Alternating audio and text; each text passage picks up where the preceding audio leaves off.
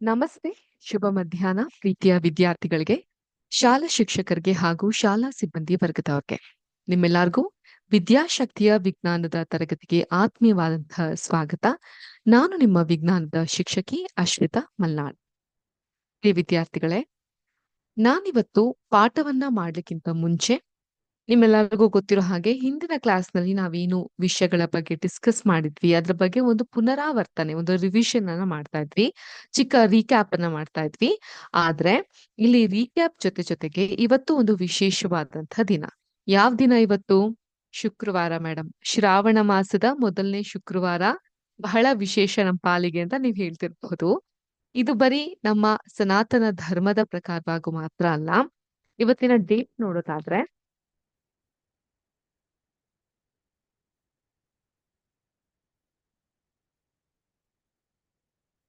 25 July ತಿಂಗಳ 25ನೇ ತಾರೀಕು. ಇವತ್ತು ಒಬ್ಬ ಮಹಾವಿಜ್ಞಾನಿ,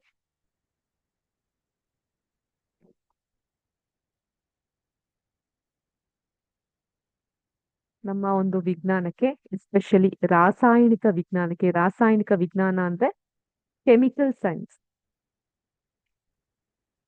ರಾಸಾಯನಿಕ ಶಾಸ್ತ್ರಕ್ಕೆ ಬಹಳಷ್ಟು ಕೊಡುಗೆಯನ್ನ ನೀಡಿದಂತಹ DNA, ಕೇಳಿದ್ರ DNA ಬಗ್ಗೆ? DNA ಬಗ್ಗೆ ಪ್ರಪ್ರಥಮ ಬಾರಿಗೆ ಎಲ್ಲಾರ್ಗೂ ತಿಳಿಸ್ತಂತ ಒಬ್ಬ ಮಹಾವಿಜ್ಞಾನಿ, ಮಹಾಚೇತನರ ಜನ್ಮದಿನ ಇವತ್ತು. ಅವ್ರು ಯಾರು? ಅವರ ಚಿತ್ರಪಟವನ್ನ ನಾನು ನಿಮ್ಗೆ ತೋರಿಸ್ತೀನಿ ನೋಡಿ. ಕಾಣಿಸ್ತಾ ಇದೆಯಾ ಅವ್ರ ಚಿತ್ರ? ಯಾರು ಇವರು? ಇಂದಿರಾ ಗಾಂಧಿನ ಇವರು? ಅಲ್ಲ. ನೋಡ್ಲಿಕ್ಕೆ ಸ್ವಲ್ಪ ಚರ್ಯೆ ಹಾಗೆ ಇದೆ, ಆದ್ರೆ ಇಂದಿರಾ ಗಾಂಧಿ ಅಲ್ಲ. ಇಲ್ಲಿ ಪಕ್ಕದಲ್ಲಿ DNA ಪಿಕ್ಚರ್ ಅನ್ನ ಅವ್ರು ಬರ್ದಿರುವಂತದ್ದು ನೀವ್ ನೋಡಬಹುದು. ಇನ್ನು ಹೇಳೋದಾದ್ರೆ ಈ ರೀತಿಯಾಗಿ ಕಾಣ್ತಾರೆ ಇವರು. ಯಾರಿರು ಅಂತ ಏನಾದ್ರೂ ಗೊತ್ತಿದ್ಯಾ ನಿಮ್ಗೆ? ಯಾರಿಗಾದ್ರೂ ಗೊತ್ತಿದ್ಯಾ? ಗೊತ್ತಿರೋರು ಚಾಟ್ ಬಾಕ್ಸ್ ಅಲ್ಲಿ ತಿಳಿಸಿ ಹೇಳ್ಬಹುದು ನಮ್ಗೆ, ಕಮೆಂಟ್ ಬಾಕ್ಸ್ ಅಲ್ಲಿ ತಿಳಿಸಿ ಹೇಳ್ಬಹುದು ನಮ್ಗೆ ಯಾರು ಇವರು ಅಂತ ಅನ್ಬಿಟ್ಟು. ಇವ್ರ ಹೆಸರು ಬಂದು ರೋಸಲೆಂಡ್ ಎಲ್ಸಿ ಫ್ರಾಂಕ್ಲಿನ್ ಅಂತ. 1920ರಿಂದ 1920 ಇಂದ 1958 ವರ್ಗೂ, 1958ರವರೆಗೂ ಇವರು ಇದ್ರು. ಇವರೊಬ್ರು ಬ್ರಿಟಿಷ್ ದೇಶದ ಪ್ರಜೆ. ಬ್ರಿಟಿಷ್ ದೇಶದಲ್ಲಿ ರಾಸಾಯನಿಕ ಶಾಸ್ತ್ರ ವಿಭಾಗದಲ್ಲಿ ಪರಿಣತಿಯನ್ನ ಪಡೆದಂತಹ ಬ್ರಿಟಿಷ್ ರಾಸಾಯನ ತಜ್ಞೆ ಇವರು. ಮತ್ತು ಕ್ಷಕಿರಣ ಅಂತ ಹೇಳಿದ್ರೆ ಎಕ್ಸ್ರೇ ಅಂತ ನಾವೇನ್ ಕರಿತೀವಿ. ಕ್ಷಕಿರಣ ಅಂದ್ರೆ ಎಕ್ಸ್ರೇ, ಆಯ್ತಾ? ಈಗ ಸ್ವಲ್ಪ ನಮ್ಗೆ ಹುಷಾರಿಲ್ಲ ಅಂತ ಹೇಳಿದಾಗ ಡಾಕ್ಟರ್ ಹತ್ರ ಹೋಗ್ತೀವಿ, ಒಂದು ಎಕ್ಸ್ರೇ ತೆಗಿಸ್ಬೇಕಾಗತ್ತೆ ಅಂತ ಹೇಳ್ತಾರಲ್ವಾ. ಸೊ ಆದ್ರಿಂದ ಎಕ್ಸ್ರೇ ಕ್ರಿಸ್ಟಾಲೋಗ್ರಾಫರ್ ಅಂತ ಇವ್ರನ್ನ ಕರೀತಾರೆ. ಅಂದ್ರೆ ಕ್ಷಕಿರಣದ ಒಂದು ಸ್ಫಟಿಕ ಶಾಸ್ತ್ರಜ್ಞರಾಗಿದ್ರು. ಕ್ರಿಸ್ಟಾಲೋಗ್ರಾಫರ್ ಅಂದ್ರೆ ಸ್ಫಟಿಕ ಶಾಸ್ತ್ರಜ್ಞರಾಗಿರ್ತಾರೆ ಇವರು. DNA ಅಂದ್ರೆ ಡಿಯಾಕ್ಸಿ ರೈಬೋ ನ್ಯೂಕ್ಲಿಕ್ ಆಮ್ಲ ಅಂತ ಅರ್ಥ ಆಯ್ತಾ? DNA ಅಂದ್ರೆ ಡಿಯಾಕ್ಸಿ ರೈನ್ಬೋ ನ್ಯೂಕ್ಲಿಕ್ ಆಸಿಡ್ ಅಥವಾ ಆಮ್ಲ ಅಂತ ನಾವು ಕರಿತೀವಿ ಇದನ್ನ.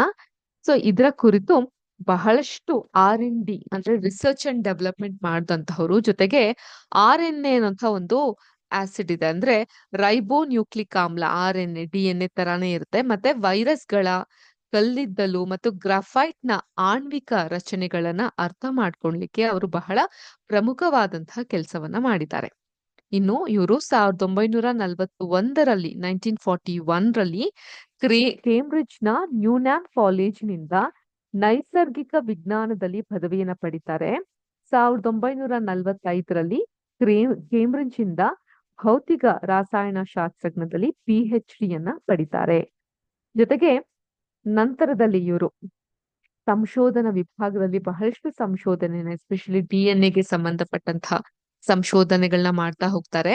ಜೊತೆಗೆ ಇವರು ಬಹಳಷ್ಟು ಪೇಪರ್ಸ್ ಗಳನ್ನ, ಇವಾಗ ನಾವೇನು ಸೈನ್ಸ್ ಪೇಪರ್ಸ್, ರಿಸರ್ಚ್ ಪೇಪರ್ಸ್ ಅಂತ ಏನ್ ಕರಿತೀವಿ ಅಂತ ಪೇಪರ್ಸ್ ಗಳನ್ನ ಇವರು ಸಿದ್ಧಪಡಿಸ್ತಾರೆ. ಅಷ್ಟ್ ಮಾತ್ರ ಅಲ್ಲದೆ ಇವರು ತಮ್ಮ ರಾಸಾಯನ ಶಾಸ್ತ್ರದಲ್ಲಿ, in the field of chemistry, chemicals ಅಲ್ಲಿ ಅವ್ರು ಮಾಡಿದಂತಹ ಒಂದು ಸಾಧನೆಗೆ ನೋಬೆಲ್ ಪ್ರಶಸ್ತಿಯನ್ನ ವಿಲ್ಕ್ಸಿನ್ ಅವರೊಂದಿಗೆ ಪಡ್ಕೊಂತಾರೆ. ಅವ್ರಿಗೆ ನೋಬೆಲ್ ಪ್ರಶಸ್ತಿಯನ್ನ ನೀಡಲಾಗುತ್ತೆ. ಯಾವಾಗ? 1974ರಲ್ಲಿ. ಸೊ ಅಂದ್ರೆ ಇವರ ತೀರ್ಕೊಂಡ ನಂತರ ಅವರ ಜೀವಿತಾವಧಿಯ ನಂತರದಲ್ಲಿ ಜನರಲಿ ನೋಬೆಲ್ ಪ್ರಶಸ್ತಿ ಅನ್ನೋದು ಒಬ್ಬ ವ್ಯಕ್ತಿ ಬದುಕಿರ್ಬೇಕಾದ್ರೆ ತನಗೆ ನೀಡುವಂತಹ ಪ್ರಶಸ್ತಿ. ಆದ್ರೆ ಇವರ ಒಂದು ಜೀವಾಂತ ನಂತರದ ಸಂದರ್ಭದಲ್ಲಿ ಇವರ ಸಾಧನೆಗಳನ್ನೆಲ್ಲ ಪರಿಗಣಿಸಿ ಇವ್ರಿಗೆ ನೋಬೆಲ್ ಪ್ರಶಸ್ತಿಯನ್ನ ನೀಡಲಾಗುತ್ತೆ. ಡಿಎನ್ಎ ರಚನೆಯ ಆವಿಷ್ಕಾರವನ್ನ ನೋಬೆಲ್ ಸಮಿತಿಯು ಗುರುತಿಸಿದೆ. ಮತ್ತೆ 1962 1962ಕ್ಕಿಂತ ಕೆಲವೇ ವರ್ಷಗಳ ಮೊದಲು ಫ್ರಾಂಕ್ಲಿನ್ ನಿಧನರಾಗ್ತಾರೆ. ಸೊ ಇವರು 37ನೇ ವಯಸ್ಸಿಗೆ ತಮ್ಮ 37th ಇಯರ್ಗೆ ಅಂಡಾಶಯದ ಕ್ಯಾನ್ಸರ್ನಿಂದ ಫ್ರಾಂಕ್ಲಿನ್ ಅವರು ನಿಧನರಾಗ್ತಾರೆ. ಸೊ ಇವರು ನಮ್ಮ ಈ ಒಂದು ರಸಾಯನ ಶಾಸ್ತ್ರಕ್ಕೆ ಬಹುಮುಖವಾಗಿ ಅವರು ತಮ್ಮ ಸೇವೆಯನ್ನ ಸಲ್ಲಿಸಿದ್ದಾರೆ. ಅಷ್ಟ್ ಮಾತ್ರ ಅಲ್ಲದೆ ಇವರ ಸಂಶೋಧನೆಯನ್ನ ಈಗ್ಲೂ ಕೂಡ ಜನರು ಪರಿಗಣಿಸ್ತಾರೆ. ಮತ್ತೆ ಇವರು ರಸಾಯನ ಶಾಸ್ತ್ರದಲ್ಲಿ ನೋಬೆಲ್ ಪ್ರಶಸ್ತಿ ಪಡೆದಂತಹ ಮೊದಲಿಗರು ಅನ್ನುವಂತಹ ಹೆಸರನ್ನ ಕೂಡ ಗಳಿಸಿದ್ದಾರೆ. ಸೊ ಇದನ್ನೆಲ್ಲ ನಾವ್ ನಿಮ್ಗೆ ಯಾತಕ್ಕೋಸ್ಕರ ತಿಳಿಸ್ತಾ ಇದೀವಿ ಅಂತ ಹೇಳಿದ್ರೆ, ನೋಡಿ ಆಗಿನ ಕಾಲ ಹೇಗಿತ್ತು, ಇಷ್ಟೊಂದೆಲ್ಲ ತಂತ್ರಜ್ಞಾನ ಅನ್ನೋದು ಮುಂದೆ ಬರ್ತಿರ್ಲಿಲ್ಲ. ಹಾಗೂ ಪ್ರಪಂಚದ ಯಾವುದೇ ಮೂಲೆ ಆಗಿದ್ರು ಕೂಡ ಒಂದು ಹೆಣ್ಣು ಯಾವುದೋ ಒಂದು ಸಾಧನೆಯನ್ನ ಮಾಡ್ತಿದ್ದಾಳೆ ಅಂತ ಹೇಳಿದ್ರೆ ಅಲ್ಲಿ ಅಡ್ಡಗಾಲ್ ಹಾಕೋದು ಹೆಚ್ಚು. ನಮ್ಮ ಭಾರತ ಅಂತ ಅಲ್ಲ, ಯಾವುದೇ ಕ್ಷೇತ್ರದಲ್ಲಿ ಹೋದ್ರು ಕೂಡ, ಯಾವುದೇ ದೇಶದಲ್ಲಿ ಹೋದ್ರು ಕೂಡ ಇದೇ ರೀತಿ ಇರುತ್ತೆ. ಹಾಗೆ ಶ್ರೀಯುತರು ಕೂಡ ಬಹಳಷ್ಟು ಕಷ್ಟಗಳನ್ನ ಅನುಭವಿಸಿದ್ರು. ಅವೆಲ್ಲವನ್ನ ಮೀರಿ ಅವರು ನೋಬೆಲ್ ಪ್ರಶಸ್ತಿಯನ್ನ ಅವರ ಸಾವಿನ ನಂತರದಲ್ಲಿ ಪಡ್ಕೊಂತಾ ಹೋಗ್ತಾರೆ. ಜೊತೆಗೆ ಅವ್ರು ಮಾಡಿದಂತಹ ಕೆಲಸ ಈಗ್ಲೂ ಕೂಡ ಹೆಲ್ಪ್ ಆಗ್ತಾ ಹೋಗುತ್ತೆ. ಮತ್ತೆ ಎಷ್ಟೋ ಜನರ ಜೀವನವನ್ನ ಇವರ ಒಂದು ಸಾಧನೆ ಅನ್ನೋದು ಬದಲಿಸುತ್ತೆ. ಅಂತಹ ಒಬ್ಬ ಮಹಾ ವ್ಯಕ್ತಿಯ ಜನ್ಮದಿನ ಇವತ್ತು. ಸೊ ಈ ಮೂಲಕ ಅವರ ಒಂದು ಜನ್ಮದಿನದ ಪ್ರಯುಕ್ತ ಗೂಗಲ್ ಸಹ ಅವ್ರಿಗೋಸ್ಕರ ಡೂಡಲ್ ಮೂಲಕ ಅವರನ್ನ ಸ್ಮರಿಸ್ಕೊಳ್ಳುವಂತಹ ಪ್ರಯತ್ನ ಮಾಡಿದೆ. ನೀವುಗಳು ಕೂಡ ಈ ಒಂದು ಪಾಠವನ್ನ ಅಂದ್ರೆ ಅವ್ರ ಬಗ್ಗೆ ನಾವು ಹೇಳಿರುವಂತಹ ವಿಷಯಗಳನ್ನ ಮನನ ಮಾಡ್ಕೊಂಡು ಅವ್ರನ್ನ ಸ್ಮರಿಸ್ಕೊಳ್ಳಿ. ಅವರಂತೆಯೇ ಒಂದು ಮುನ್ನುಗ್ಗುವಂತಹ ಛಲದಿಂದ ಮುಂದೆ ಬನ್ನಿ ಅಂತ ನಾವು ಕೂಡ ಆಶಿಸ್ತೀವಿ. ಸೊ ಇವರ ಹೆಸರನ್ನ ನಾನು ನಿಮ್ಗೆ ಬೋರ್ಡ್ ಮೇಲೆ ಬರೆದು ತೋರಿಸ್ತೀನಿ. ಸೊ ಅವರ ಒಂದು ಜನ್ಮದಿನ ಇವತ್ತು. ಆ ಒಂದು ಹೆಸರು ನಮ್ಮ ಬೋರ್ಡ್ ಮೇಲೆ ಮಾತ್ರ ಅಲ್ಲ, ನಿಮ್ಮ ಮನಸ್ಸಿನಲ್ಲೂ ಕೂಡ ಚಿರಸ್ಥಾಯಿಯಾಗಿ ನಿಂತಿರ್ಬೇಕಾಗತ್ತೆ.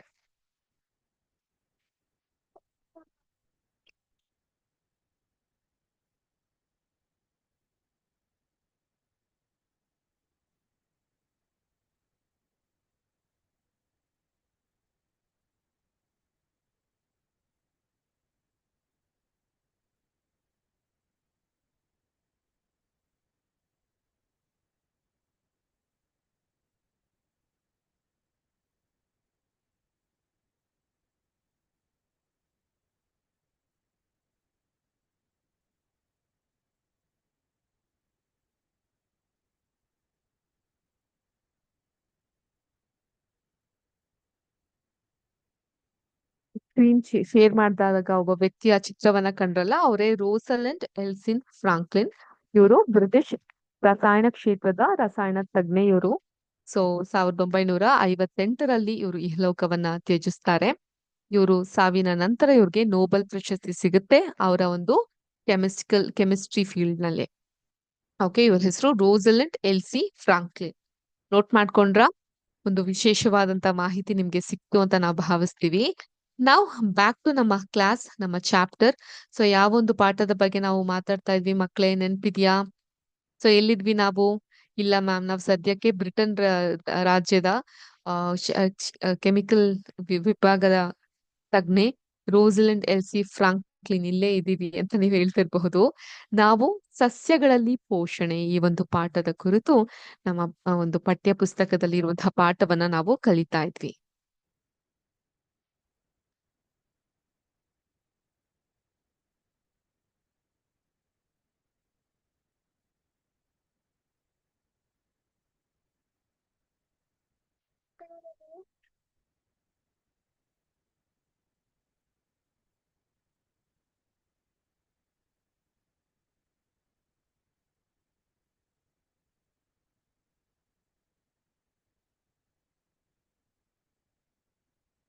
ಸಸ್ಯಗಳಲ್ಲಿ ಪೋಷಣೆ ಎಲ್ಲಿವರೆಗೂ ಕಲ್ತಿದ್ವಿ? ವಿವಿಧ ಬಗೆಯಾದಂತಹ ಎಲೆಗಳು, ಅವುಗಳ ಮೇಲಿರುವಂತಹ ಗೀರುಗಳು, ಅವೆಲ್ಲದ್ರ ಬಗ್ಗೆ ನಾವು ತಿಳ್ಕೊಳ್ಳುವಂತಹ ಪ್ರಯತ್ನವನ್ನ ಮಾಡ್ವಿ. ಇವತ್ತಿನ ಕ್ಲಾಸ್ ನಲ್ಲಿ ನಾವು ಆ ಒಂದು ಅಧ್ಯಾಯವನ್ನ ಮುಂದುವರಿಸ್ತಾ ಹೋಗೋಣ. ಸೊ ಪರ ಅವಲಂಬಿತವಾದಂತಹ ಗಿಡಗಳ ಬಗ್ಗೆ ನಾವು ತಿಳ್ಕೊಂತಾ ಹೋಗಿದ್ವಿ. ನಿಮ್ಮೆಲ್ಲರಿಗೂ ಗೊತ್ತಿರೋ ಹಾಗೆ ಈ ಒಂದು ಸಸ್ಯಗಳು ತಮ್ಮ ಆಹಾರವನ್ನ ತಾವೇ ತಯಾರಿಸ್ಕೊಂತವೆ ಬಿಕಾಸ್ ಆಫ್ ಫೋಟೋಸಿಂಥಸಿಸ್ ಅಲ್ಲಿ ನಡೆಯುವಂತಹ ದ್ಯುತಿ ಸಂಶ್ಲೇಷಣೆ ಈ ಒಂದು ಪ್ರಕ್ರಿಯೆಯಿಂದ ತಮ್ಮ ಆಹಾರವನ್ನ ತಾವೇ ತಯಾರಿಸ್ಕೊಂತವೆ. ಅದ್ರ ಮಧ್ಯದಲ್ಲಿ ಈ ಒಂದು ಎಲೆಗಳಲ್ಲಿ ಕಂಡು ಬರುವಂತಹ ಕ್ಲೋರೋಫಿಲ್ ಅನ್ನೋದು ಇದಕ್ಕೆ ಸಹಾಯಕರ್ತನಾಗಿರ್ತಾನೆ. ಅಷ್ಟು ಮಾತ್ರ ಅಲ್ಲದೆ ಎಲೆಗಳಿಗೆ ಹಸಿರು ಬಣ್ಣ ಬರ್ಲಿಕ್ಕೆ ಕೂಡ ಆತ ಕಾರಣಕರ್ತನಾಗಿರ್ತಾನೆ. ಹಾಗೆ ನಾವ್ ನೋಡೋದಾದ್ರೆ ನಾವೆಲ್ಲರೂ ಅಂದ್ರೆ ಪ್ರಾಣಿಗಳು ಇಲ್ಲ ಸಸ್ಯದ ಮೇಲೆ ಅಥವಾ ಪ್ರಾಣಿಗಳ ಮೇಲೆ ನಾವು ಅವಲಂಬಿತವಾಗಿ ಇರ್ತೀವಿ. ಹಾಗೇನೆ ಸಸ್ಯಗಳಲ್ಲೂ ಕೂಡ ಪ್ರಾಣಿಗಳ ಮೇಲೆ ಅವಲಂಬಿತವಾಗಿರುವಂತಹ ಸಸ್ಯಗಳಿರುತ್ತೆ. ಅವುಗಳನ್ನ ನಾವು ಕೀಟಗಳನ್ನ ತಿನ್ನುವಂತಹ ಸಸ್ಯಗಳು ಅಥವಾ ಕೀಟಾಹಾರಿ ಸಸ್ಯಗಳು ಅಂತ ಕರಿತೀವಿ.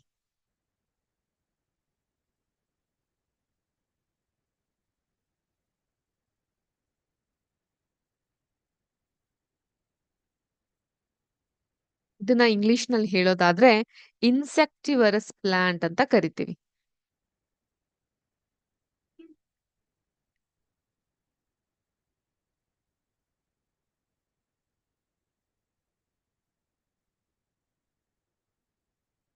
ಇಂಥ ಸಸ್ಯಗಳು ತಾವು ಬೆಳೆಯುವಂತಹ ಮಣ್ಣಿನಿಂದ ಎಲ್ಲಾ ಅಗತ್ಯ ಪೋಷಕಗಳನ್ನ ಪಡೆದೇ ಇರೋದೇ ಇದಕ್ಕೆ ಸಾಧ್ಯತೆ ಇದೆಯೇ ಅನ್ನುವಂತಹ ಪ್ರಶ್ನೆಯನ್ನು ನಿಮ್ಮ ಟೆಕ್ಸ್ಟ್ ಬುಕ್ ಅಲ್ಲಿ ಕೇಳಿದ್ದಾರೆ. ಆನ್ಸರ್ 100% ನಿಜ. ಈ ಕೀಟಹಾರಿ ಸಸ್ಯಗಳು ನೈಟ್ರೋಜನ್ ನೈಟ್ರೋಜನ್ ಅಂದ್ರೆ ಸಾರಜನಕ ಇವು ಕುಂಠಿತವಾಗಿರುವಂತಹ ಪ್ರದೇಶದಲ್ಲಿ ಅಥವಾ ಇದು ಬಹಳ ಕಮ್ಮಿ ಇರುವಂತಹ ಪ್ರದೇಶಗಳಲ್ಲಿ ಬೆಳೆಯುತ್ತೆ. ಆದ್ರಿಂದ ಇವುಗಳಿಗೆ ಆ ಒಂದು ನೈಟ್ರೋಜನ್ ಬೇಕು ಅಂತ ಹೇಳಿದಾಗ ಇವು ಬೇರೆ ಒಂದು ಪ್ರಾಣಿಗಳ ಮೇಲೆ ಅದು ಡಿಪೆಂಡ್ ಆಗ್ತಾ ಬರುತ್ತೆ. ಯಾವ್ದ್ರಲ್ಲಿ ನೈಟ್ರೋಜನ್ ಇರುತ್ತೋ ಅದನ್ನ ಮೇಲೆ ಡಿಪೆಂಡ್ ಆಗ್ತಾ ಬರುತ್ತೆ. ಆದ್ರೆ ಇವುಗಳು ಕೂಡ ಹಸಿರಾಗೇ ಇದೆಯಲ್ಲ, ಇವುಗಳಲ್ಲಿ ದ್ಯುತಿ ಸಂಶ್ಲೇಷಣೆ ನಡೆಯೋದಿಲ್ವೇ? ಫೋಟೋಸಿಂಥಸಿಸ್ ಇದ್ರಲ್ಲಿ ನಡೆದ್ರೆ ಅದ್ರ ಆಹಾರನ ಅದೇ ತಯಾರಿಸ್ಕೊಳುತ್ತಲ್ವಾ ಅನ್ನುವಂಥ ಅನುಮಾನಗಳು ಸಂದೇಹಗಳು ಇರಬಹುದು. ಇವುಗಳಲ್ಲಿ ದ್ಯುತಿ ಸಂಶ್ಲೇಷಣೆ ನಡೆದ್ರೂ ಸಹ ಇವುಗಳ ಇವುಗಳು ಏನ್ ಮಾಡುತ್ತೆ ನೈಟ್ರೋಜನ್ಗೋಸ್ಕರ ಅಂದ್ರೆ ಸಾರಜನಕಕ್ಕೋಸ್ಕರ ಬೇರೆ ಪ್ರಾಣಿಗಳ ಮೇಲೆ ಡಿಪೆಂಡ್ ಆಗ್ತಾ ಬರುತ್ತೆ. ನಿಮ್ಮ ಟೆಕ್ಸ್ಟ್ ಬುಕ್ ನಲ್ಲಿ ಒಂದು ಚಿತ್ರಣ ಇದೆ. ಒಂದು ಹೂಜಿ ಅಂತ ಹೇಳಿದ್ರೆ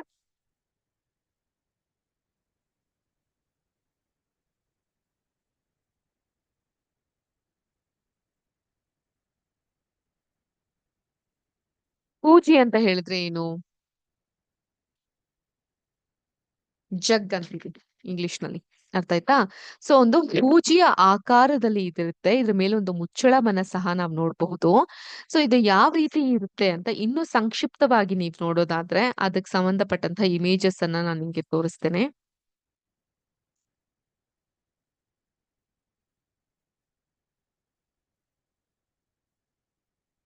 ಸೊ ನಿಮ್ಮೆಲ್ಲರಿಗೂ ನನ್ನ ಒಂದು ಶೇರ್ ಮಾಡಿರುವಂತ ಸ್ಕ್ರೀನ್ ಕಾಣಿಸ್ತಾ ಇದೆ ಅಂತ ಭಾವಿಸ್ತೀನಿ.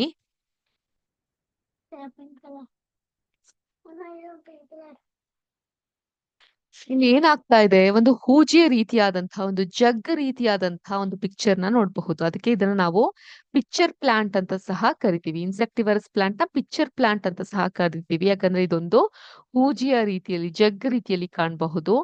ಹುಳುಗಳು ಏನಿದು ಇದು ವಿಶೇಷವಾಗಿದೆಯಲ್ಲ ಇದ್ರ ಒಳಗಡೆ ಏನಿರಬಹುದು ಅಂತ ಹುಳುಗಳು ಇದ್ರೊಳಗಡೆ ಹೋದಾಗ ಈ ಮುಚ್ಚಳಗಳು ಮುಚ್ಚುತ್ತೆ. ಅವುಗಳಲ್ಲೇ ಉಸಿರು ಕಟ್ಟಿ ಸಾಯ್ತವೆ.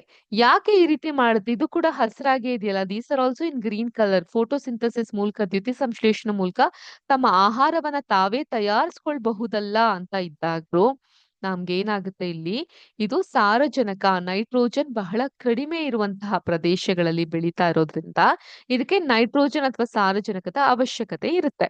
ಸೊ ಹಾಗಾಗಿ ಅದನ್ನ ಪ್ರಾಣಿಗಳ ಮೂಲಕ ಪಡ್ಕೊಳ್ತಾ ಹೋಗುತ್ತೆ. ಇದು ಬರೀ ಹಸಿರಲ್ಲ, ಈ ರೀತಿ ಒಂದು ಕಡು ನೇರಳೆಯ ಬಣ್ಣದಲ್ಲೂ ಕೂಡ ನೀವು ಈ ರೀತಿಯಾಗಿ ಕಾಣಬಹುದು. ಹೂಜಿಯ ಗಿಡ ಅಥವಾ ಪಿಕ್ಚರ್ ಪ್ಲಾಂಟ್ ಇದೊಂದು ಇನ್ಸೆಕ್ಟಿವರಸ್ ಪ್ಲಾಂಟ್. ಇದೇ ತರನಾಗಿ ಈ ರೀತಿಯಾಗಿರುತ್ತೆ. ಇದನ್ನ ನೆನ್ಸ್ಕೊಂಡು ನೋಡ್ತಾ ಇದ್ರೆ ನಮ್ಗೆ ಕರ್ಜಿಕಾಯಿ ಮಾಡ್ತೀವಲ್ಲ ಅದನ್ನ ನೆನ್ಪಾಗುತ್ತೆ ಅಲ್ವಾ? ಇನ್ನೇನು ಶ್ರಾವಣ ಮಾಸ ಬಂತು, ಹಬ್ಬಗಳ ಮಾಸ. ಗೌರಿ ಗಣೇಶ ಹಬ್ಬ ಅಂದ ತಕ್ಷಣ ನಮ್ಗೆ ಕರ್ಜಿಕಾಯಿ ಕಡುಬು ಎಲ್ಲ ನೆನಪಾಗುತ್ತೆ. ಹೌದೋ ಇಲ್ವೋ? ಹೌದಲ್ವಾ? ಇದು ಅದೇ ಆಕಾರದಲ್ಲಿದೆ. ಇಲ್ಲಿ ಬಂದಿರುವಂತ ಹುಳುಗಳು ಬಂದಾಗ ಇದು ನೋಡಿ ಹಿಂಗ್ ತೆರೆದಿರುತ್ತೆ. ಇದು ಮತ್ತೆ ಪಿಕ್ಚರ್ ಪ್ಲಾಂಟೇ ಹೂಜಿಯ ಆಕಾರದಲ್ಲಿದೆ. ಆಗ್ಲೇ ನೋಡಿ ಈ ರೀತಿಯಾಗಿರುತ್ತೆ. ಅದ್ರ ಒಳರಂಧ್ರ ಹೀಗಿರುತ್ತೆ. ನಾ ಆಗ್ಲೇ ತೋರಿಸಿರುವಂತಹ ಗಿಡ ಈ ರೀತಿಯಾಗಿ ಇರುತ್ತೆ. ಆಯ್ತಾ? ಇದು ಹೀಗೆ ಓಪನ್ ಆಗಿರುತ್ತೆ. ಯಾವ್ದಾದ್ರು ಹುಳುಗಳು ಅದ್ರ ಮೇಲೆ ಬಂದು ಕೂತಾಗ ಅದು ಮುಚ್ಚಿ ಬಿಡುತ್ತೆ. ಈ ತರ ಆಕಾರದಲ್ಲಿ ಈ ಗಿಡಗಳನ್ನ ನೀವು ನೋಡ್ತಾ ಹೋಗಬಹುದು. ನೋಡಿದ್ರಾ? ಇದ್ರ ಒಳಗಡೆ ಬಂದ್ರು ಅಂದ್ರೆ ಟ್ರ್ಯಾಪ್ ಆದ್ರು ಅಂತ ಅರ್ಥ. ಕ್ಲೋಸ್ ಆಗುತ್ತೆ. ಆ ಒಂದು ಹುಳವನ್ನ ಅವು ತಿನ್ಲಿಕ್ಕೆ ಶುರು ಮಾಡುತ್ತೆ. ಇದ್ರ ಬಗ್ಗೆ ಕೆಲವೊಂದಿಷ್ಟು ನೋಟ್ಸ್ ಅನ್ನ ಸಹ ನಾನು ಪ್ರಿಪೇರ್ ಮಾಡ್ಕೊಂಡು ಬಂದಿದ್ದೆ ನಿಮ್ಗೋಸ್ಕರ. ಇದ್ರ ಹೆಸರು ಇನ್ಸೆಕ್ಟಿವರಸ್ ಪ್ಲಾಂಟ್ ಅಥವಾ ಪಿಕ್ಚರ್ ಸಸ್ಯಗಳು. ಪಿಕ್ಚರ್ ಅಂತ ಹೇಳಿದ್ರೆ ಇಲ್ಲಿ ಚಲನಚಿತ್ರದ ಪಿಕ್ಚರ್ ಅಂತ ಅರ್ಥ ಅಲ್ಲ. ಇದನ್ನ ಈ ತರ ಒಂದು ಜಗ್ಗನ್ನ, ಉದ್ದವಾದಂತಹ ಜಗ್ಗನ್ನ ಇಂಗ್ಲಿಷ್ ನಲ್ಲಿ ಪಿಕ್ಚರ್ ಅಂತ ಕರೀತಾರೆ. ಪಿಕ್ಚರ್, PICTURE ಅವಲ್ಲ, PITCHER, ಪಿಕ್ಚರ್ಸ್ ಅಂತ ಕರೀತಾರೆ. ಅಂದ್ರೆ ಹೂಜಿ ಅಂತ ಅರ್ಥ. ಇವು ಹೂಜಿಯ ಶೇಪ್ ನಲ್ಲಿ ಇರೋದ್ರಿಂದ ಪಿಕ್ಚರ್ ಪ್ಲಾಂಟ್ ಅಂತ ಕರೀತಾರೆ. ಈ ಪಿಕ್ಚರ್ ಸಸ್ಯಗಳು ದ್ಯುತಿ ಸಂಶ್ಲೇಷಣೆ, ಫೋಟೋಸಿಂಥಸಿಸ್ ಕೂಡ ಮಾಡುತ್ತೆ. ಆದ್ರೆ ಈ ಸಸ್ಯಗಳು ಹಸಿರು ಎಲೆಗಳನ್ನ ಹೊಂದಿದ್ದು ಅವುಗಳಲ್ಲಿ ಕ್ಲೋರೋಫಿಲ್ ಇರುತ್ತೆ. ಹೀಗಾಗಿ ಅವು ದ್ಯುತಿ ಸಂಶ್ಲೇಷಣೆ ಮೂಲಕ ತಮ್ಮ ಆಹಾರದ ಭಾಗವನ್ನ ತಯಾರಿಸಿಕೊಳ್ಳುತ್ತೆ. ಆದ್ರೆ ಅವು ಸಾರಜನಕ ಮತ್ತು ಇತರ ಪೋಷಕಾಂಶಗಳನ್ನ ಪಡೆಯಲು ಕೀಟಗಳನ್ನ ಹಿಡಿದು ಜೀರ್ಣಿಸಿಕೊಳ್ಳುತ್ತೆ. ಯಾಕಂದ್ರೆ ಇವು ಸಾಮಾನ್ಯವಾಗಿ ಸಾರಜನಕ ಕೊರತೆ ಇರುವಂತಹ ಮಣ್ಣಿನಲ್ಲಿ ಮಾತ್ರ ಬೆಳೆಯೋದ್ರಿಂದ ಈ ರೀತಿಯಾಗಿ ಮಾಡುತ್ತೆ. ಸೊ ಇದಿಷ್ಟು ಇನ್ಸೆಕ್ಟಿವರಸ್ ಪ್ಲಾಂಟ್ ಅಥವಾ ಪಿಕ್ಚರ್ ಪ್ಲಾಂಟ್ ಬಗ್ಗೆ ಇದ್ದಂತಹ ಕೆಲವೊಂದಿಷ್ಟು ಮಾಹಿತಿ. ಇವು ಕೀಟಹಾರಿ ಸಸ್ಯ.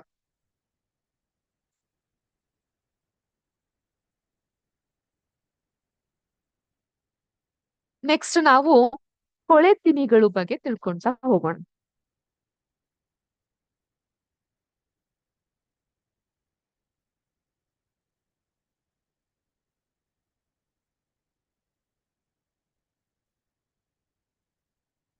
ಕೊಳೆ ತಿನಿಗಳು, ಕೊಳೆ ತಿನಿಗಳು ಅಂತ ಹೇಳಿದ್ರೆ ಏನು? ಏನ್ ಇದ್ರ ಇಂಗ್ಲಿಷ್ ತರ್ಜುಮೆ ಯಾರಿಗಾದ್ರೂ ಗೊತ್ತಿದ್ಯಾ? ಇದರಲ್ಲಿ ಇಂಗ್ಲಿಷ್ ನಲ್ಲಿ ನಾವು ಸ್ಯಾಪ್ರೋಟ್ರಾಪ್ಸ್ ಅಂತ ಕರಿತೀವಿ.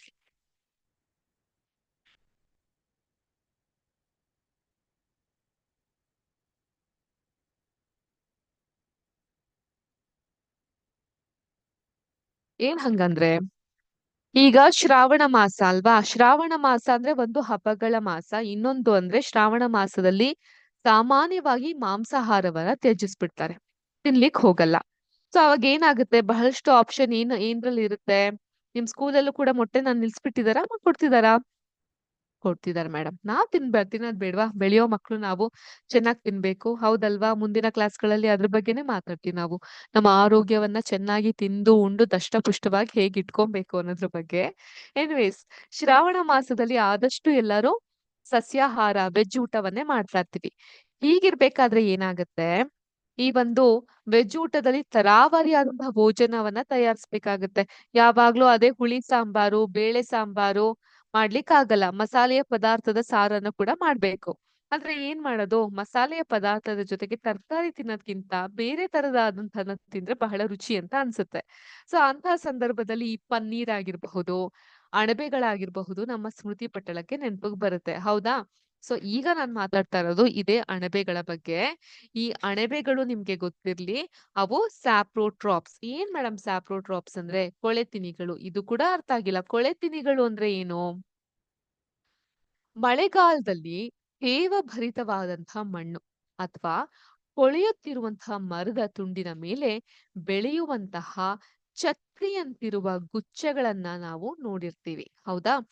ಸೊ ಅಂತಹ ಛತ್ರಿಯಂತಹ ಗುಚ್ಚಗಳು ಇವು ತಾವು ಬದುಕ್ಲಿಕ್ಕೆ ಏನ್ ಮಾಡ್ತವೆ ಅಂದ್ರೆ ಪೋಷಕಾಂಶಗಳ ಅಗತ್ಯ ಇರುತ್ತೆ ಮತ್ತು ಅವುಗಳನ್ನ ಎಲ್ಲಿಂದ ಪಡೆಯುತ್ತೆ ಅನ್ನೋದನ್ನ ಕಂಡುಕೊಳ್ಳೋದು ಒಂದು ವಿಶೇಷ. ಸೊ ಏನಾಗುತ್ತೆ, ಈ ಅಣಬೆಗಳು ಏನಿರುತ್ತೆ, ಈ ಜೀವಿಗಳು ಪೋಷಕಗಳನ್ನ ಪಡೆದುಕೊಳ್ಳುತ್ತೆ ಅನ್ನೋದ್ ತಿಳಿಯೋದಕ್ಕೆ ಏನ್ ಮಾಡ್ತವೆ ಅಂದ್ರೆ, ಅವು ಪ್ರಾಣಿಗಳ ತರ ಬಾಯಿ ಇರೋದಿಲ್ಲ ಅಥವಾ ಕ್ಲೋರೋಫಿಲ್ ಕೂಡ ಇರೋದಿಲ್ಲ ಹಸಿರು ಸಸ್ಯಗಳಂತೆ ದ್ಯುತಿ ಸಂಶ್ಲೇಷಣೆ ಮಾಡ್ಕೊಡ್ಲಿಕ್ಕೆ. ಬಟ್ ಅವುಗಳ ಆಹಾರವನ್ನ ಹೇಗೆ ಪಡೆದುಕೊಳ್ಳುತ್ತೆ ಅದನ್ನ ಅರ್ಥ ಮಾಡ್ಕೊಳ್ಬೇಕಾದ್ರೆ ಈ ಕೊಳೆ ತಿನಿಗಳ ಬಗ್ಗೆ ನೀವು ಅರ್ಥೈಸ್ಕೊಳ್ಬೇಕಾಗತ್ತೆ. ಈಗ ಸಾಮಾನ್ಯವಾಗಿ ನಿಮ್ಮ ಮನೇಲಿ ಬ್ರೆಡ್ ಅನ್ನ ತಂದಿರ್ತೀರಾ ಅಂತ ಇಟ್ಕೊಳ್ಳಿ. ತಂದಿರ್ತೀರಾ ಬ್ರೆಡ್ ಅನ್ನ, ಕಾಫಿ ಟೀ ಜೊತೆ ಕುಡಿಯುವಂತಹ ಅಭ್ಯಾಸ ಇರುತ್ತಲ್ವಾ?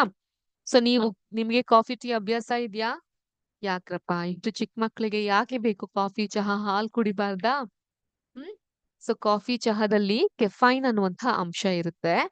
ಅದು ಅತಿಯಾಗಿ ತೆಗೆದುಕೊಂಡ್ರೆ ದೇಹಕ್ಕೆ ಕುತ್ತು. ಎಸ್ಪೆಷಲಿ ಪುಟ್ಟ ಮಕ್ಕಳಾದಂತಹ ನೀವು ಅವುಗಳನ್ನ ತೆಗೆದುಕೊಳ್ಳಿಕ್ಕೆ ಹೋಗ್ಬೇಡಿ. ಯಾರಿಗಾದ್ರೂ ಅಭ್ಯಾಸ ಇದ್ರೆ ಈಗ್ಲಿಂದಾನೇ ಕಮ್ಮಿ ಮಾಡ್ಕೊಂತ ಹೋಗಿ ಕಾಫಿ ಚಹಾ ಸೇವಿಸೋದು. ಅರ್ಥ ಆಯ್ತಾ? ಈಗ ಬ್ರೆಡ್‌ಗೆ ವಾಪಸ್ ಬರೋಣ. ಈಗ ಬ್ರೆಡ್ ಚೂರೊಂದನ್ನ ತೆಗೆದುಕೊಂಡು ಅದನ್ನ ನೀರಿನಲ್ಲಿ ಒದ್ದೆ ಮಾಡಿ 2-3 ದಿನಗಳವರೆಗೆ ಅಥವಾ ಅದರ ಮೇಲೆ ನಯವಾದ ತೇಪೆಗಳು ಕಾಣಿಸ್ಕೊಳ್ಳೋವರೆಗೆ ಬೆಚ್ಚಗಿನ ತೇವಬದ್ಧವಾದಂತಹ ಸ್ಥಳದಲ್ಲಿ ಅದನ್ನ ಇಡಿ. ಅಂದ್ರೆ ಮಾಯ್ಸ್ಟ್ ಇರುವಂತಹ ಜಾಗದಲ್ಲಿ ಇಡಿ. ಈ ತೇಪೆಗಳು ಬಿಳಿ, ಹಸಿರು, ಕಂದು ಅಥವಾ ಬೇರೆ ಯಾವುದೇ ಬಣ್ಣಗಳಲ್ಲಿ ಆಗಿರಬಹುದು. ಸೂಕ್ಷ್ಮದರ್ಶಕ ಅಂದ್ರೆ ಮೈಕ್ರೋಸ್ಕೋಪ್ ಅಥವಾ ವರ್ಧಕ ಮಸೂರದಲ್ಲಿ ಈ ತೇಪೆಗಳನ್ನ ವೀಕ್ಷಿಸಿ. ನಿಮ್ಮ ವೀಕ್ಷಣೆಗಳನ್ನ ನೋಟ್‌ಬುಕ್ಕಲ್ಲಿ ಬರೆಯಿರಿ. ಹತ್ತಿಯಂತಹ ಎಲೆಗಳು ಬ್ರೆಡ್ಡಿನ ಚೂರಿನ ಮೇಲೆ ಹರಡಿಕೊಂಡಿರುತ್ತೆ. ಇದನ್ನ ನೋಡಿರ್ತೀರಾ. ಇದನ್ನ ನಾವು ಶಿಲೀಂಧ್ರಗಳು ಅಥವಾ ಫಂಗೈ ಅಂತ ಕರಿತೀವಿ.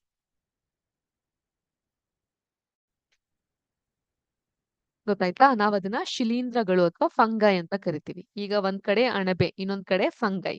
ಈಗ ಈ ಶಿಲೀಂಧ್ರಗಳು ಬೇರದೇ ಆದಂತಹ ಪೋಷಕ ವಿಧಾನವನ್ನ ಹೊಂದಿದೆ. ಅವು ಬ್ರೆಡ್ಡಿನಿಂದ ಪೋಷಕಗಳನ್ನ ಹೀರಿಕೊಳ್ಳುತ್ತೆ. ಸತ್ತ ಮತ್ತು ಕೊಳೆಯುತ್ತಿರುವ ವಸ್ತುವಿನಿಂದ ಜೀವಿಗಳು ಪೋಷಕಗಳನ್ನ ಪಡೆದುಕೊಳ್ಳುವ ಈ ಪೋಷಣ ವಿಧಾನಕ್ಕೆ ಕೊಳೆತಿನಿ ಪೋಷಣೆ ಅಥವಾ ಸ್ಯಾಪ್ರೋಟ್ರೋಫಿಕ್ ನ್ಯೂಟ್ರಿಷನ್ ಅಂತ ಕರಿತೀವಿ. ಅರ್ಥ ಆಯ್ತಾ? ಸಸ್ಯಗಳಲ್ಲಿ ಪೋಷಣೆಯಲ್ಲಿ ಇವಾಗ ಎಷ್ಟೋ ಜನರು ನಾ ಹೇಳ್ದಂಗೆ ಶ್ರಾವಣ ಮಾಸದಲ್ಲಿ ಮಾಂಸಾಹಾರವನ್ನ ತಿನ್ನೋದಿಲ್ಲ. ಆದಷ್ಟು ಸಸ್ಯಾಹಾರವನ್ನೇ ಸೇವಿಸ್ತಾರೆ. ಆದ್ರೆ ಕೆಲವೊಂದಿಷ್ಟು ಜನ ಈ ಅಣಬೆಯನ್ನು ಸಹ ತಿನ್ನೋದಿಲ್ಲ.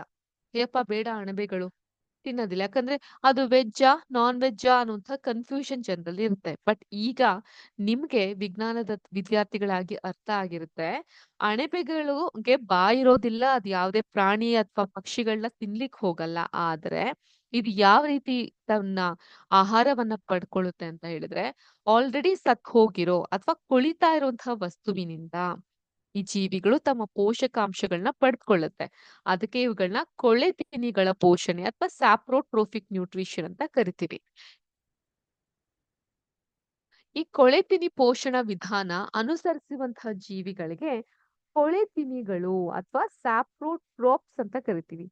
ನೆನ್ಪಿರ್ಲಿ, ಸ್ಯಾಪ್ರೋಟ್ರೋಫಿಕ್ ನ್ಯೂಟ್ರಿಷನ್ ಈ ಸ್ಯಾಪ್ರೋಟ್ರೋಪ್ಸ್ ಇಂದ ಪಡ್ಕೊಳ್ಳುವಂತಹ ಪೋಷಣೆ.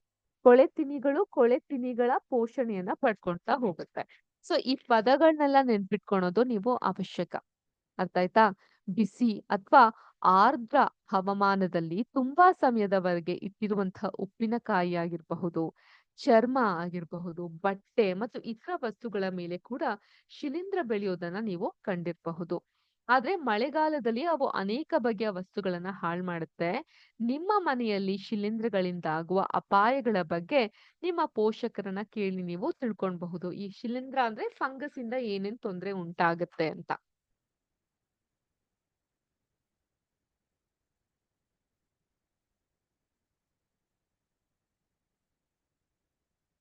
ನಾ ಆಗ್ಲೇ ಬ್ರೆಡ್ಡಿನ ಎಕ್ಸಾಂಪಲ್ ಕೊಟ್ನಲ್ಲ, ಈ ರೀತಿಯಾಗಿ ಕಾಣಬಹುದು. ಬ್ರೆಡ್ ಅನ್ನ ತುಂಬಾ ಸಮಯದವರೆಗೆ ನೀವು ಆಚೆ ಇಟ್ಟಿದ್ರೆ ಅಥವಾ ತೇವಾಂಶ ಭರಿತವಾದಂತಹ ಪ್ರದೇಶದಲ್ಲಿ ಅದನ್ನ ತೆರೆದಿಟ್ಟಿದ್ರೆ ಅದರ ಮೇಲೆ ಈ ರೀತಿ ಒಂದು ಗ್ರೇ ಕಲರ್ ಬೂದು ಬಣ್ಣದ ಫಂಗಸ್ ಬೂಸ್ಟ್ ಹಿಡಿಯೋದು ಅಂತ ಹೇಳ್ತೀವಿ. ತುಂಬಾ ಫೇಮಸ್ ಆಗಿ ನಾವೇನಂತ ಕರಿತೀವಿ, ಬೂಸ್ಟ್ ಹಿಡಿಯೋದು ಅಂತ ಹೇಳ್ತೀವಿ. ಈ ರೀತಿಯಾಗಿ ನೀವು ಕಾಣ್ತಾ ಹೋಗ್ಬಹುದು. ಇಲ್ಲಿ ನೋಡಿ,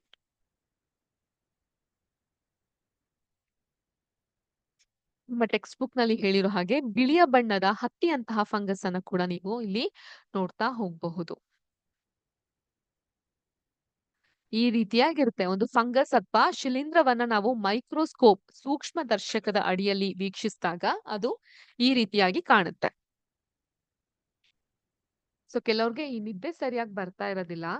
ನಿದ್ದೆಯನ್ನ ಮಾಡ್ಲಿಕ್ಕೆ ಕೆಮೊಮಾಯಿಲ್ ಅನ್ನುವಂತಹ ಚಹಾವನ್ನ ಸೇವಿಸ್ತಾರೆ. ಇದು 0% ಕೆಫೈನ್ ಇರುವಂತಹ ಚಹಾ ಕೆಮೊಮಾಯಿಲ್.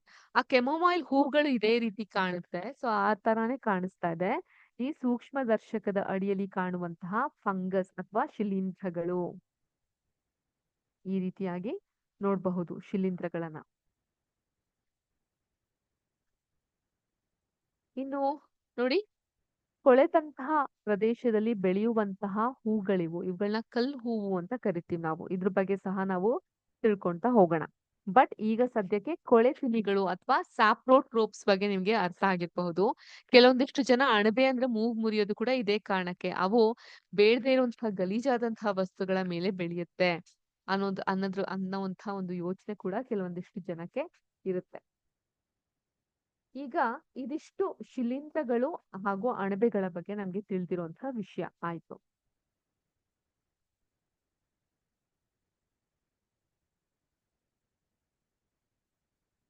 ಈ ಶಿಲೀಂಧ್ರಗಳ ಬೀಜಾಣುಗಳು ಸಾಮಾನ್ಯವಾಗಿ ಗಾಳಿಯಲ್ಲೇ ಇರ್ತದೆ. ದಟ್ ಫಂಗಸ್ ಸೀಡ್ಸ್ ಏನಿರುತ್ತೆ ಅದು ಗಾಳಿಯಲ್ಲೇ ತೇಲ್ತಾ ಇರುತ್ತೆ.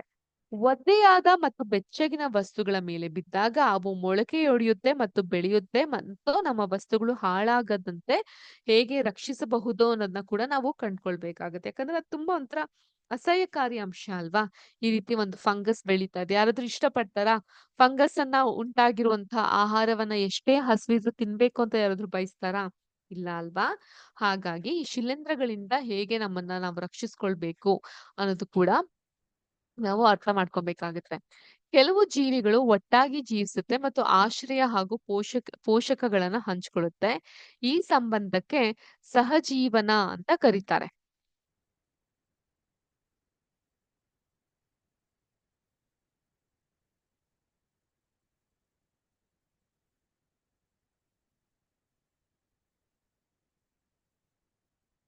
ಅಥವಾ ಸಿಂಬಿಯೋಸಿಸ್.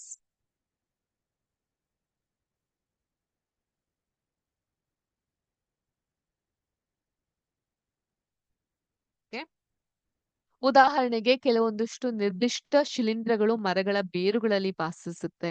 ಸಸ್ಯವು ಶಿಲೀಂಧ್ರಕ್ಕೆ ಪೋಷಕಗಳನ್ನ ಒದಗಿಸುತ್ತೆ ಮತ್ತು ಅದಕ್ಕೆ ಪ್ರತಿಯಾಗಿ ಶಿಲೀಂಧ್ರವು ನೀರು ಮತ್ತು ನಿರ್ದಿಷ್ಟ ಪೋಷಕಗಳನ್ನ ಅವುಗಳಿಗೆ ಸಸ್ಯಗಳಿಗೆ ಒದಗಿಸ್ತಾ ಹೋಗುತ್ತೆ. ಈಗ ನಾ ಆಗ್ಲೇ ಒಂದು ಚಿತ್ರವನ್ನ ತೋರಿಸಿದ್ನ ಕಲ್ಲು ಹೂವು ಕೊಳೆತಂತಹ ಪ್ರದೇಶದಲ್ಲಿ ಬೆಳೆಯುವಂತಹ ಹೂವು ಅಂತ ಕರುತ್ತೆ. ಅದನ್ನ ನಾವು ಇಂಗ್ಲಿಷ್ ನಲ್ಲಿ ಲಿಚೆನ್ಸ್ ಅಂತ ಕರಿತೀವಿ.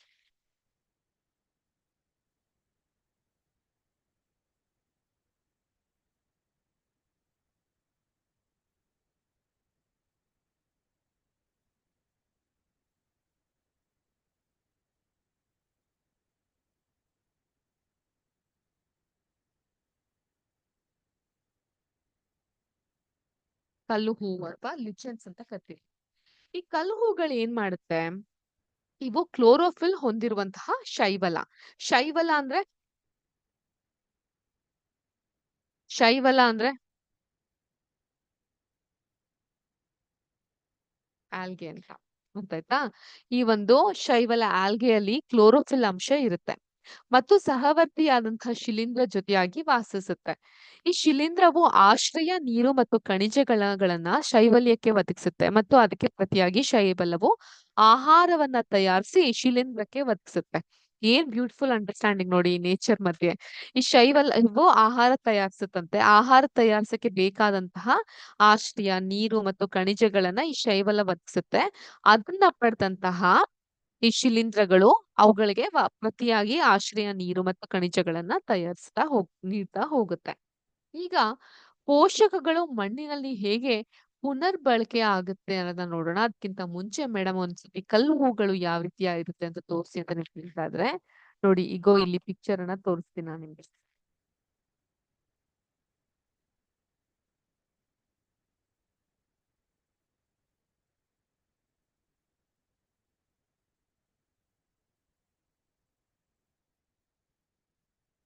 ಕಂಡ್ರ ಈ ರೀತಿಯಾಗಿರುತ್ತೆ ಕಲ್ಲು ಹೂಗಳು ಅಥವಾ ಲಿಚೆನ್ಸ್. ಇದು ಒಂದ್ ರೀತಿಯಾದಂತಹ ಶೈವಲ ಆಲ್ಗೆನೆ ಆದ್ರೆ ಆಹಾರಕ್ಕೋಸ್ಕರ ಈ ಒಂದು ಫಂಗಸ್ ಮೇಲೆ ಡಿಪೆಂಡ್ ಆಗಿರುತ್ತೆ. ಫಂಗಸ್ಗಳು ಇವುಗಳ ಮೇಲೆ ಡಿಪೆಂಡ್ ಆಗಿರುತ್ತೆ. ಫಂಗಸ್ ಅಂದ್ರೆ ಶಿಲೀಂಧ್ರಗಳು ಈ ರೀತಿಯಾಗಿರುತ್ತೆ.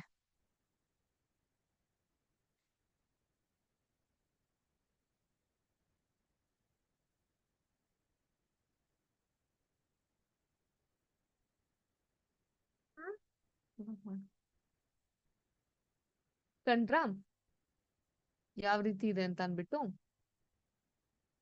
ಸೊ ಯಾಕೆ ಪ್ರತಿಯೊಂದು ಕ್ಲಾಸ್ ನಲ್ಲೂ ಈ ರೀತಿಯಾದಂತಹ ಇಮೇಜಸ್ ಅನ್ನು ನಿಮ್ಗೆ ತೋರಿಸ್ತಾ ಹೋಗ್ತೀವಿ ಅಂತ ಹೇಳಿದ್ರೆ ಇವುಗಳ ಬಗ್ಗೆ ಒಂದು ಸಂಕ್ಷಿಪ್ತವಾದಂತಹ ನಾಲೆಜ್ ಐಡಿಯಾ ನಿಮ್ಗೆ ಸಿಗ್ತಾ ಹೋಗುತ್ತೆ. ಸೊ ನೆಕ್ಸ್ಟ್ ಟೈಮ್ ನಾನು ಇನ್ಸೆಕ್ಟಿವರಸ್ ಪ್ಲಾಂಟ್ ಅಥವಾ ಈ ಪಿಕ್ಚರ್ ಪ್ಲಾಂಟ್ ಅಂತ ಹೇಳಿದಾಗ ಅದರ ಒಂದು ಚಿತ್ರಣ ನಿಮ್ಮ ಕಣ್ಮುಂದೆ ನೆನಪಿಗೆ ಬರುತ್ತೆ. ಹಾಗಾಗಿ ನಾವ್ ಇದನ್ನ ನಿಮ್ಗೆ ತೋರಿಸ್ತಾ ಹೋಗ್ತೀವಿ. ಸೊ ಇನ್ನು ಹೇಳ್ಬೇಕಾದ್ರೆ